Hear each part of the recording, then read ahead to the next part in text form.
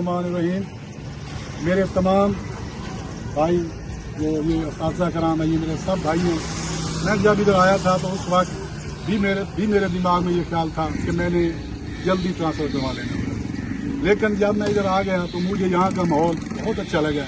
माहौल भी अच्छा था, उस्ताद भी अच्छे थे और तकरीबन स्टूडेंट भी अच्छे थे। लेकिन ये जो आने जाने का मेरे साथ मसला था, खतरात थे, उनकी वजह से मैं ये स्कूल छोड़ के जा रहा हूँ। वगरना मैं यहाँ अगर मेरा इधर ही घर होता तो मैं स्कूल को न छोड़ता।